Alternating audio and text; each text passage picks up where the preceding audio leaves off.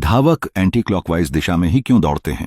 क्या आपने कभी गौर किया है कि लगभग सभी एथलेटिक्स ट्रैक पर धावक घड़ी की विपरीत दिशा एंटी क्लॉकवाइज में ही दौड़ते हैं?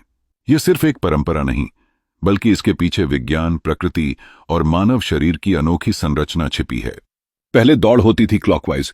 1 सदी से भी अधिक समय पहले एथलेटिक्स ट्रैक पर दौड़ क्लॉकवाइज घड़ी की दिशा में हुआ करती थी। पहले ओलंपिक खेलों में 200 मीटर, 400 मीटर और 800 मीटर जैसी सभी दौड़ें क्लॉकवाइज दिशा में आयोजित की गई थीं। लेकिन जल्द ही धावकों ने इस दिशा में दौड़ने पर असहजता और दर्द की शिकायत की। इसके बाद 1913 में अंतर्राष्ट्रीय खेल निकायों ने ट्रैक की दिशा बदलकर एंटी क्लॉकवाइज कर दी। इसके पीछे विज्ञान क्या कहता है? मानव शरीर की संरचना ऐसी है कि अधिकतर लोग दाएं पैर की तुलना में बाएं पैर पर अधिक नियंत्रण रखते हैं। इसलिए जब वे बाएं ओर मुड़ते हैं तो उनका संतुलन और गति बेहतर होती है। हृदय हमारे शरीर के बाएं भाग में होता है और रक्त प्रवाह भी बाएं से दाएं यानी एंटी क्लॉकवाइज दिशा में शुरू होता है। यह दिशा शरीर के लिए अधिक सहज होती है। लगभग 90% लोग दाएं हाथ और पैर का अधिक उपयोग करते हैं।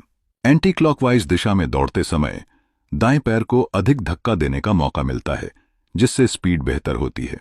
प्रकृति भी चलती है एंटी क्लॉकवाइज। अगर हम ब्रह्मांड पर नजर डालें तो पाएंगे कि एंटी क्लॉकवाइज घूर्णन कोई अपवाद नहीं, बल्कि एक सामान्य नियम है। पृथ्वी अपनी धुरी पर एंटी क्लॉकवाइज घूमती है। चंद्रमा पृथ्वी के चारों ओर एंटी क्लॉकवाइज घूमता है। ग्रह सूर्य के चारों ओर इसी दिशा में परिक्रमा करते हैं। सूर्य और पूरा सौरमंडल आकाशगंगा के केंद्र के चारों ओर एंटी क्लॉकवाइज गति करता है। परमाणु के इलेक्ट्रॉन्स भी अपने नाभिक के चारों ओर इसी दिशा में घूमते हैं। तो क्या यह एक संयोग है? शायद नहीं। हमारे शरीर से लेकर पूरे ब्रह्मांड तक सब कुछ इस दिशा में प्रवाहित हो रहा है। धावकों के लिए भी यही दिशा सबसे स्वाभाविक और अनुकूल होती है। तो अगली बार जब आप किसी रेस को देखें या खुद दौड़ें तो इस छोटे से लेकिन अद्भुत वैज्ञानिक रहस्य को जरूर याद करें।